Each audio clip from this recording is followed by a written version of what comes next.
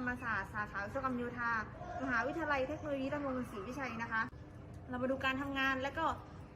อุปกรณ์ต่างๆนะคะของระบบสัญญาณจราจรอัจฉริยะค่ะส่วนประกอบนะคะแล้วก็การทำงานของเสาสัญญาณจราจรนะคะอันดับแรกนะคะคือด้านบนจะเป็นแผงโซลาร์เซลล์นะคะจะรับพลังงานจากแสงอาทิตย์ค่ะซึ่งจะกระจายพลังงานมันในยังตัวเสานะคะ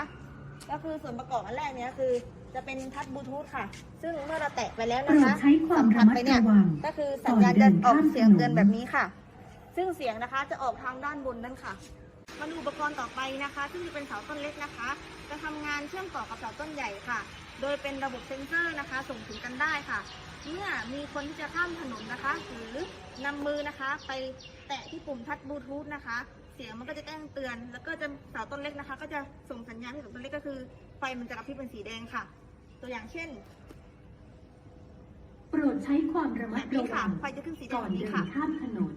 ป้ายบอกทางข้ามม้าลายนะคะซึ่งป้ายตรงนี้นะคะก็จะมีไฟ LED นะคะเพื่อที่ว่าจะเป็นไฟส่องกระพริบซึ่งเชื่อมต่อมาจากพลังงานแสงอาทิตย์นะคะเมื่อมีคนที่จะเดินข้ามทางม้าลายหรือเขาสัมผัส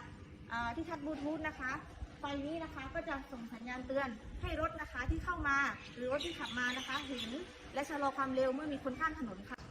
เราก็จะมาสาธิตการทำงานของสัญญาณจราจรแบบเซ็นเซอร์ให้นะคะก็คือเมื่อมีคนเดินข้ามนะคะที่จะข้ามทางม้าลายนะคะระบบเซ็นเซอร์จะทำงานแบบนี้ค่ะโปรดใช้ความระมัดระวังเซ็นเซอร์ก็จะมีเสียงแจ้งเตือนขึ้นแล้วก็จะมีสัญญาณไฟอยู่ด้านนู้นค่ะ